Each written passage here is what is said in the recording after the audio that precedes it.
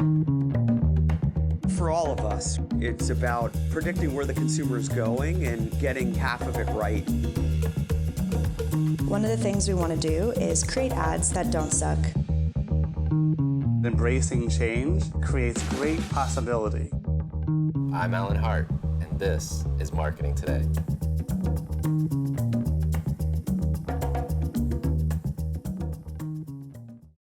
Anna, thanks for joining me. If you wouldn't mind starting with your name, your title, and just responsibilities. I'm Anna Russell, GM of Brand Marketing at Audi of America, and my responsibilities cover all of brand marketing, from media to creative concepting to social media, research, and beyond. So you won an Effie for Stay Uncompromised. Congratulations. What was the inspiration behind that campaign? It was kind of twofold. Firstly, it was really coupling the vision of the designers and bringing the A3 to America. They really kind of went overboard in making sure that they brought this completely uncompromised entry-level sedan. They didn't compromise on luxury or design or performance. You know, in fact, actually the technology was the first in the A segment to bring MMI, and actually it was the first car in America to have 4G LTE. So they had this vision of really kind of bringing a breakthrough product to that segment. And then we coupled that with an insight about the target audience as well, who we knew were millennials. They had very high expectations. And in true Audi fashion, we tend to kind of attract a really kind of progressive audience that like to kind of challenge the status quo. So we really wanted to marry the vision from the designers and bringing a really uncompromised product with the target audience who obviously wanted to be uncompromised and really kind of sought things that really delivered on that. I'm sure there's hundreds of decisions that go on in the production and the lead up to a campaign. Were there any pivotal decisions that you think back on, you say, that was an important one? I mean, yeah, there's always two great points. One is when you really feel that you get the strategic direction and, you know, you can feel the kind of energy behind the team. You know, when we kind of landed on Stay Uncompromised, it just felt so right. You know, we'd done these product clinics and it really seemed to fulfill on what consumers are actually saying about the product. And just also the way that they kind of, our consumers saw themselves as well. They really saw themselves as challengers. They really saw themselves as kind of pushing the status quo. They really saw themselves as kind of doing things differently. So it felt like this really great sweet spot in Stay Uncompromised. And then of course, just selection of creative. There's always, you know, many ways you can go. And, you know, there's always that moment of which is the one, you know. So when we selected the Jews script, which was, you know, to the lyrics of We Are the Champions by Queen, I think that was a great moment as well. I think we all got really excited about that and really felt just how emotional it was and just how it delivered on our strategy. Any leaps of faith that you needed to make to get to the end? I think there are always leaps of faith. I mean, you can do your research. We obviously did product clinics. You know, we investigated the psychographics of our target audience a lot. But of course, you know, we always like to kind of do breakthrough work and we always like to be at the leading edge. And when you're at the leading edge, there's always leaps of faith involved. I mean, look at the social program that we did around it, where, you know, we invited people to share their stories and then we actually turned their stories and their tweets into lasting pieces of art. And not only did we do that and collect together 15 different artists from all sorts of different fields, whether it was comics or rappers or improv comedy artists, but we all filmed it live over 6 hours as well, which was kind of an audacious task. And, you know, and honestly, nobody had ever done it before. So when you're breaking new ground with things that have never been done before, there is an element of faith. I mean, the beauty was, you know, it took off and we had just incredible success with it, which is great. But yeah, of course, it was a leap of faith. So Ricky Gervais was one of the people profiled. Any concerns? He's a pretty polarizing character. Well, I mean, the whole spirit of the campaign was about people who were fearless. Mm-hmm. You know, our designers were fearless in what they wanted to achieve with the car. And everyone that we featured in that spot was fearless in some way.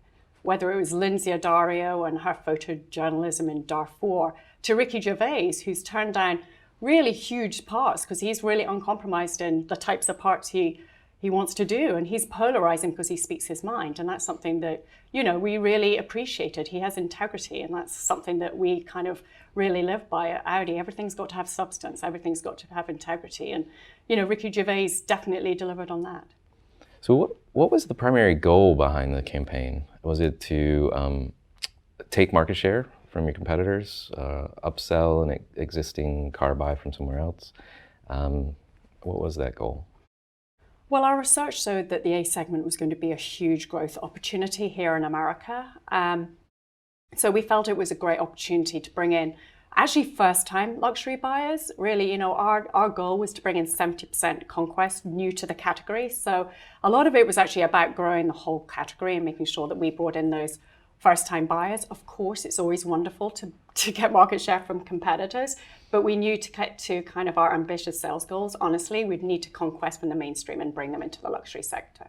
So was there a fear at all of cannibalizing existing sales when you launched or relaunched, I guess, in some cases, the A3 into the US? Yeah, so I mean, it was a complete relaunch in that the whole vehicle was redesigned from the ground up, so it was an entire new launch.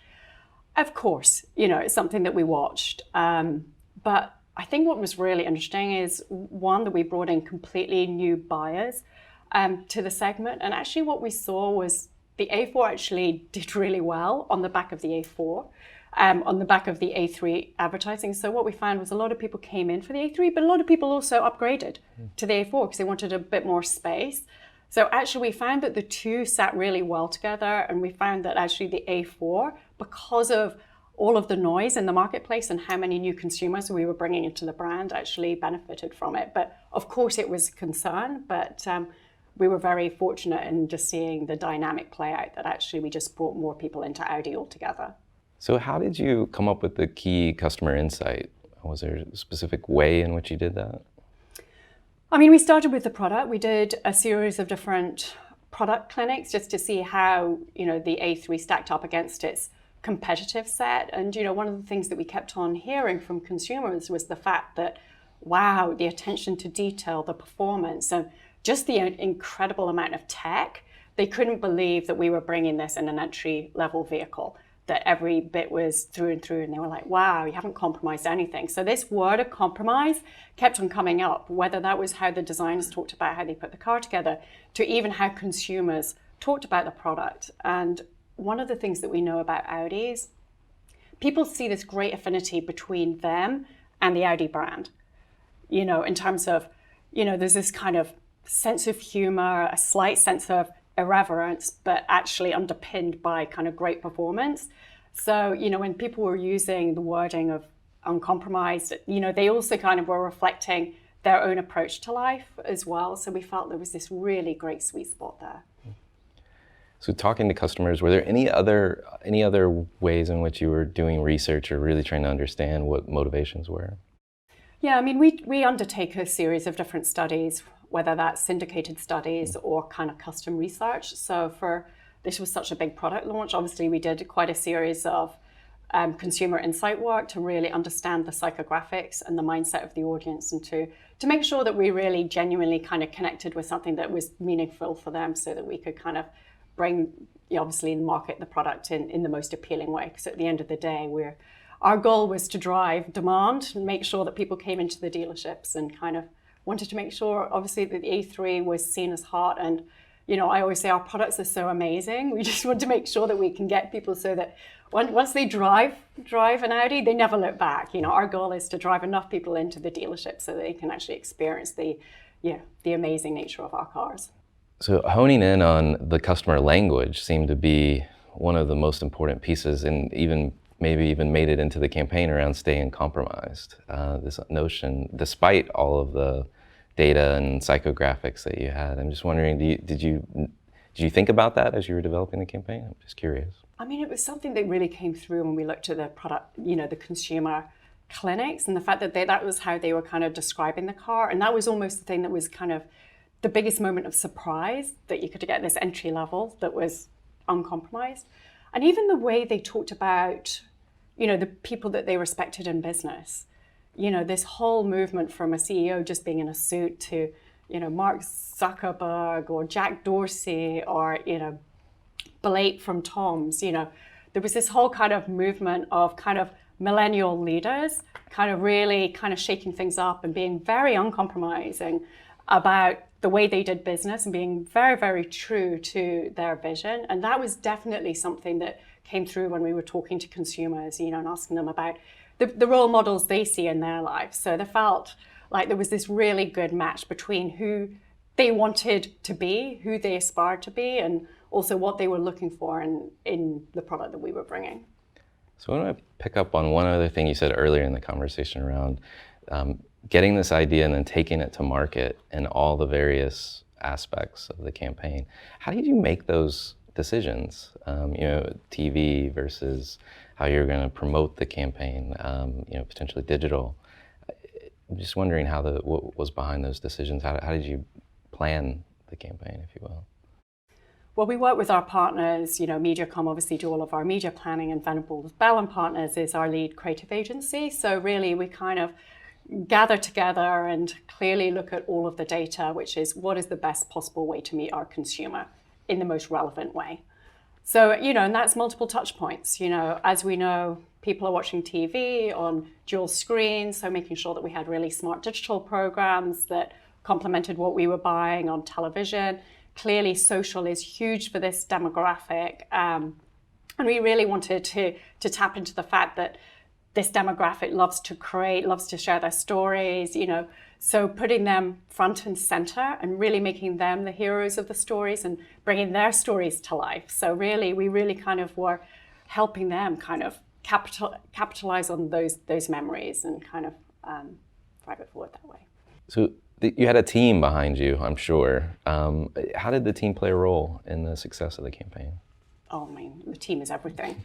It's like I always think advertising or marketing is the ultimate team sport. It takes so many people, and as I was saying earlier, you always know that, when you get the core idea and you can see it sparking different ideas, you can see how energized people do and how they can bring it to life in their field, whether it's digital or social or PR or content, all of the team kind of took it and really kind of made the campaign their own, because, one size doesn't fit all. What we did on Twitter doesn't necessarily work on Instagram, doesn't necessarily work here. So, it was great just to see the team really kind of galvanize behind it. Even our dealers, every single one of our dealers held a launch night, uncompromised event. That was 279 simultaneous launch night events, which was pretty incredible, honestly, to pull off. So, yeah, it was without doubt a massive team play. It's quite the coordination, Yes. the coordination. So winning an Effie is about marketing effectiveness. How would you define what marketing effectiveness is? Well, yeah, there's the measurable stuff and then there's the anecdotal stuff. Right. So, at Audi, we measure it against awareness, opinion, and consideration, obviously sales. We obviously also track where our conquests are coming from, what audiences we're bringing into the brand, and we set parameters of what we want to achieve and obviously measure ourselves against those. But then there's also the kind of unspoken or the anecdotal, which is, did the organization galvanize behind it? Did the dealer network get excited? Because at the end of the day, the dealers are everything. They're the ones who kind of have the relationship with the consumer. They're the ones who sell the product. And it's really important for us to make sure that we have a campaign that our dealers are really enthused about. So that's another kind of, silent KPI. And just also how the industry reacts as well. It's something else. And consumer comments and social, of course. So switching gears a little bit, talking about yourself, you've reached a level of success in your career. What fuels you? I love a great idea. I love a great, when you have that breakthrough moment where you think there's just a great cultural insight where you can sit there and go, wow, this work is going to have cut through, it's provocative, it's progressive. You really feel that it's kind of a little bit kind of defining of its times. That's just a great moment. And then obviously the beauty of marketing is, you work hard, you get a strategy, and then, you see the fruits of your labor because you see it going out into the world, and then you can see how consumers respond to it. And obviously at the end of the day, we really want to move consumers. You want to have you want your work to have an emotional connection with them that actually kind of is meaningful and kind of at the end of the day drives them to action. So you must follow some brands, or at least acknowledge them in the marketplace. Are there any that you follow or track you think are interesting, or you just love? Just curious. I mean, I think it's just a really interesting time, at the moment. There's such a proliferation of kind of interesting companies who are really kind of challenging how things have been done, whether that's Tom's with their one-for-one model, or Airbnb. I think it's incredible what they've done with their business model, and also even just some of their marketing tactics, with the house floating down the Thames, really disruptive, really imaginative, with a sense of fun. So I really like what they've been doing. Burberry's pretty impressive, honestly, in what they've done with the digital space, and really kind of bringing almost the Burberry feeling that you get in store and that tactility to online. So I think that's been really impressive. And then, of course, there's what you're jealous of. I mean, I have to say, I love the Run Like a Girl campaign by Leo Burnett, which I think was just absolutely kind of breakthrough and really kind of resonated. So yeah, you always see work, you think, wow, that's good. It seems that you have an interest around this intersection between the idea, the practical notion of it, and then it somehow moving either the group that it's targeted forward. I don't know if I'm putting words in your mouth, but I wonder if you could talk about that. No, I mean, absolutely. I mean, I think it's the difference between talking about what a product is and why you're doing it, and obviously why has a much more of a kind of deep-rooted emotional thing. How do we really try to have work that's progressive, provocative, that has a point of view, and a bit of a reflection on culture, because that's very much kind of a core part of our DNA. So we definitely gravitate to work in that direction rather than just explaining a set of features. We really want to talk about what those features mean to someone. Well, let's talk about marketing. What do you think is the biggest opportunity today for marketers?